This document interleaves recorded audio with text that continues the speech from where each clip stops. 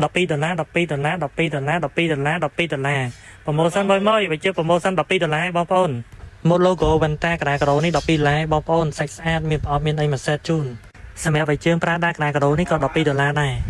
សាច់វៃជើងជាប្រភេទស្បែកគោកិនលេខ1បាតវៃជើងរាបស្មើស្អាតសម្រាប់ម៉ូតនេះជាប្រភេទប៉ាតាកុងកាត់មាន logo រូបសញ្ញារំពែងសាច់វៃជើងជាប្រភេទស្បែកគោកិនលេខ1ដូចគ្នាអាចពាក់កម្មវិធីក៏បានដើរលេងក៏បានសម្រាប់ម៉ូតនេះសាមញ្ញជាងគេម៉ូតនេះម៉ូតលាតអាចពាក់បានគ្រប់វ័យពាក់ដើរលេងក៏បានពាក់ធ្វើការប្រចាំថ្ងៃក៏បានសម្រាប់ម៉ូតនេះ logo អក្សរ V ពណ៌វៃជើងវាពណ៌ប្រផេះលាយពណ៌មាសសម្រាប់លើសាច់វៃជើងគេរចនាដូចស្បែកកាឡាពស់ពេលមើលទៅគឺទាក់ភ្នែកហ្មងសម្រាប់ម៉ូតនេះ logo អក្សរ V ដូចគ្នាពណ៌ខៀវស្អាតហើយក្រាលក្រ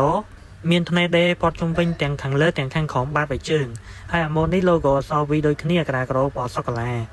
ហើយម៉ូតនេះកាឡាពស់ពណ៌ខៀវ logo V ដូចគ្នាចឹងសូមបញ្ជាក់អីវ៉ាន់ទាំងអស់ហ្នឹងគឺសិតតែមានប្រអប់ទាំងអស់ហើយ promotion បញ្ចុះនៅសល់ត្រឹមតែ$12ទេហើយសម្រាប់អីវ៉ាន់ promotion ទាំងអស់ហ្នឹងគឺសិតតែមានកំណត់អ្នកដែលមកមុនគឺបានមុនអ្នកដែលមកក្រោយអាចថាអស់លេខឬក៏អស់ stock តែម្ដង